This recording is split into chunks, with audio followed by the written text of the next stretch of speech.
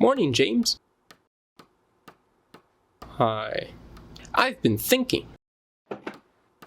Congratulations. I was just thinking, is it possible for opposite day to ever exist? I mean, for it to be opposite day, someone must declare it so. But if they say it is opposite day and it really is, what they're really meaning is it isn't. And if they say it is an opposite day, then it really must not be. Oh. But by that same token, if today were really opposite day due to some uniqueness of this date in relation to the lunar cycle or something, then everything I just said and am saying is the opposite, making it a bad night, your name Charles, and it entirely possible for opposite day to exist. You're insane. Thank you.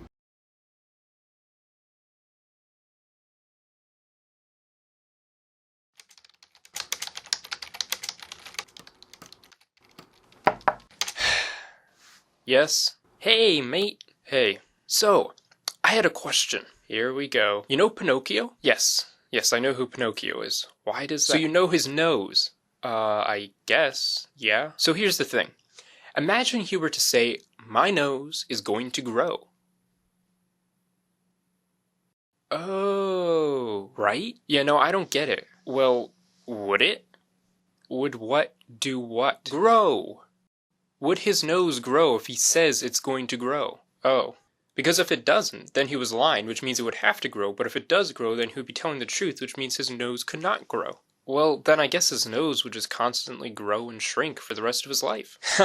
Yeah, that's not a solution. Why not? I need a straight answer, yes or no. Fine, yes. Now let me get back to work. Why? Because I have a lot of work to do? No, why would it grow? Fine. Yes, it would grow, because over time he would grow from a boy to a full-grown man, and then his nose would have to get bigger to stay proportionate to the rest of him. What? No, that... You're so boring.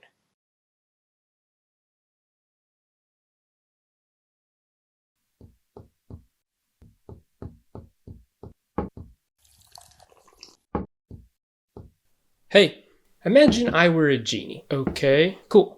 So you find me and I grant you 3 wishes, any 3 things you desire. What would your first wish be? For you to let me drink my coffee in peace? No, come on, be serious. Fine. I guess I'd wish for 1,000 more wishes. Meh. Boring. So cliche. Alright then, what would you wish for? I'd wish that my wishes would not have any negative consequences. Oh. Well, 'cause according to the legends, the wishes the genie grants always have to turn into some negative consequence for the person wishing. I suppose, yeah. So I'd just wish that that didn't happen. So you'd just not get your wishes then? Well, no, I'd just get them as good things that never turned bad. But wouldn't they have to result in negative consequences? I mean, you did just say that's what always had to happen. Oh. Well, no, but they couldn't, because that's what I wished for, and there can't be negative consequences to a wish that doesn't have negative consequences. Right. Which means the genie could not grant your wish. It's a paradox. Aha! So you do know what a paradox is. Yeah. I never claimed not to, did I? No, I guess not. Okay. But I still think the genie could grant that wish. How? Well, the only way it could work is if the lack of negative consequences applied only to the 2 remaining wishes, and not to that first wish itself. But if that were the case, then it could work, sure. But then the genie would have to take those remaining wishes away. Wait, no, why? Because, as you explained earlier, every granted wish must have a negative consequence, which means the only way for the remaining wishes to not have negative consequences would be for them to not be granted. Therefore, the first wish could be granted, but would have the negative consequence of losing the remaining wishes. I don't like that. Well, that's paradoxes for you. Yeah, but they used to be fun. I give up. I'm going back to work.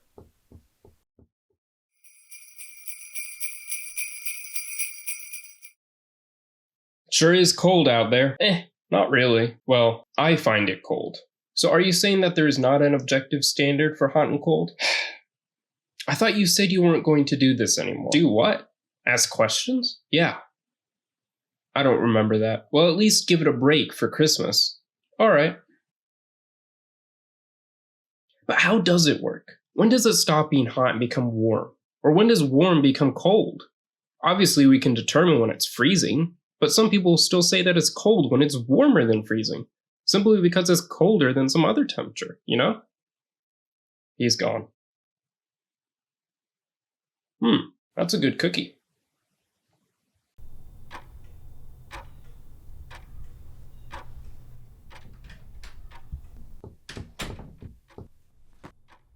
Isn't pizza just the best? I hate pizza. How can you hate pizza? It's literally cheese, tomato sauce, and dough. Everyone knows those things taste great together. It's just common sense. Common sense is not the same as knowledge. Yes it is. If everyone agrees on something, that's very good evidence that it's true. Would you say that it's common sense to believe the Earth is round? Yeah, of course. And you'd say that you know the Earth is round. Yeah. So if you can say that you know the Earth is round because it's common sense, doesn't that mean that the Earth used to be flat? What? No. But it used to be common sense to say that the Earth was flat. Some people still claim that makes the most sense. Well, as people discovered more, they gained new knowledge. That's not the point. You argued that through common sense, you know pizza is good. But to follow your line of reasoning would lead us to the conclusion that the Earth used to be flat, and then later became round. Well, that's not possible. It's just common sense.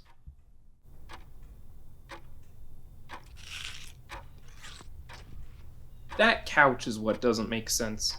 What color even is that?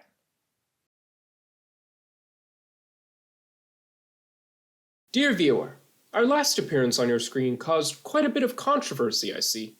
We even managed to get ourselves fact-checked by Wikipedia. The funny thing is, their fact-checking of us actually got me thinking. If there is undeniable truth to the claim that the Earth is round, then why would they feel the need to so quickly silence anyone who might even discuss the notion that some people think the Earth is flat? So, I began to do some of my own research, and eventually I discovered for myself that the flat earthers were in fact correct. Luckily for me, however, my curiosity is rather dangerously strong, and although several cats did indeed die in the process, I at last discovered the real truth, the ultimate truth, that these so-called conspiracy theorists are in fact government plants who have been tasked with proposing outlandish and wild theories in order to mask the much darker truth about our world, that planet Earth is in fact round. I implore you to bear with me because I know this does sound preposterous at first, but the more you think about it, the more it just makes sense. And what's even crazy... Michael, what are you doing? Hurry up, we're gonna be late. All right, Sam, I'm coming. Good night, all.